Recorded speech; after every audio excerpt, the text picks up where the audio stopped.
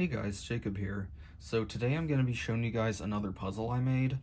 Now, unlike my last one, which was just a smaller 7x7, this puzzle is something that's actually new and different. The puzzle in this video is called the button cube, and you're about to see why. So here it is. It is a 3x3 with circles. Now, this one has big circles that turn independently of the face, which allow you to make moves like this. But it's also got 4 tiny circles on each face that are inside the circle. And each of these can turn, which allows you to make moves like this.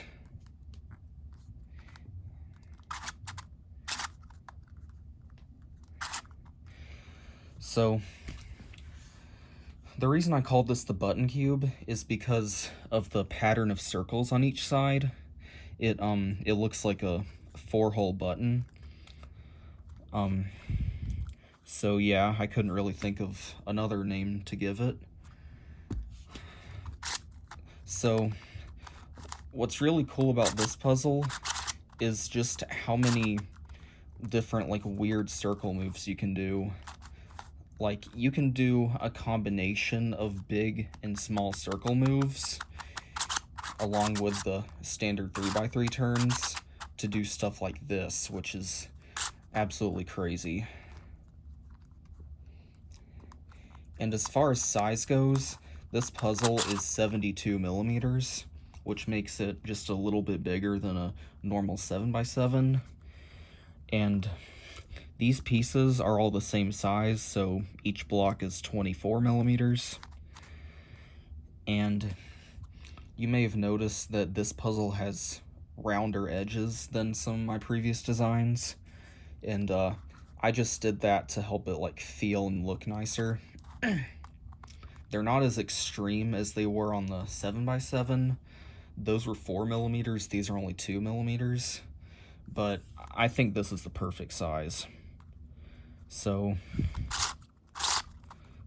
last thing I'm gonna do in this video is show some cool things you can do with this puzzle. So there's a 3x3 into the checkerboard, which is nothing new. But along with that, you can turn each of these circles 90 degrees.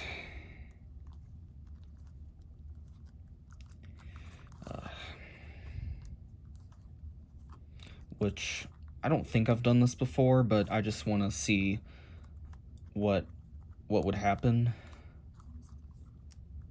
Because after I turn each of these circles 90 degrees, I'm going to take it out of the checkerboard and just see what it looks like. Alright, last face. Yeah, the small circles are hard to turn because there's no good way to grip them and they're a little stiff. But anyway, here are all the circles turned. Now let's take this out of the checkerboard to see what the circles look like.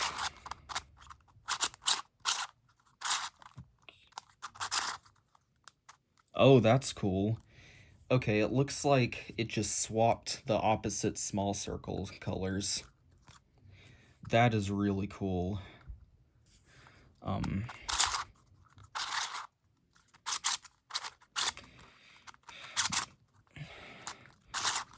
But anyway, I'm gonna go ahead and take it out of that pattern, which will take a couple more minutes because of all these little circles I have to turn.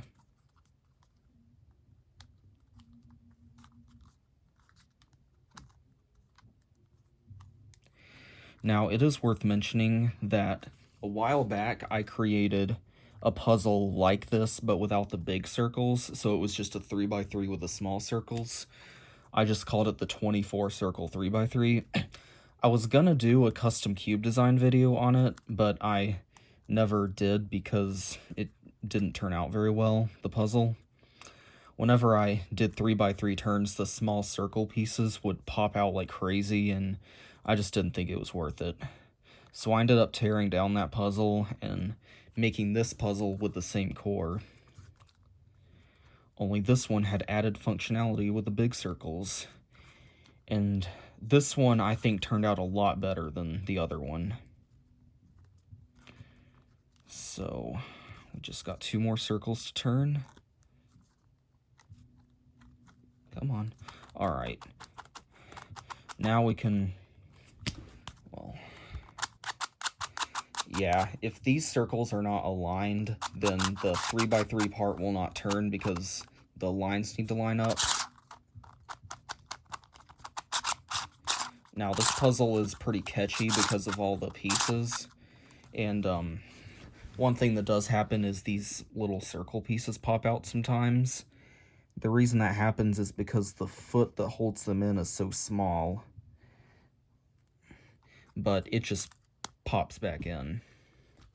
So this puzzle has the mechanism of a cross cube along with added cuts for the circles. The circle pieces just have like really small rails that they rotate around in. So, yeah. And what else was I gonna say?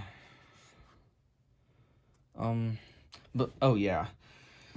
And as far as solving this puzzle goes, I have solved this on camera, off camera, I mean, once after I made it. And the solve was pretty fun. It was a little time consuming, but it was a pretty interesting and unique solve. This puzzle actually solves in 3 steps. First, you solve the outer 3x3 shell part. Then you solve the big circles, like kind of like 5x5 centers. And then you solve the small circles, which is a new process of kind of circle/center building that has never been seen or used before on any other puzzle that I know of. So that's really cool. It's part of what makes this puzzle unique. I am pretty sure no one has ever made a puzzle with this configuration of circles. And hopefully I can make more variations of circle puzzles, because that's just always interested me. So, thanks for watching, and I will see you in the next video.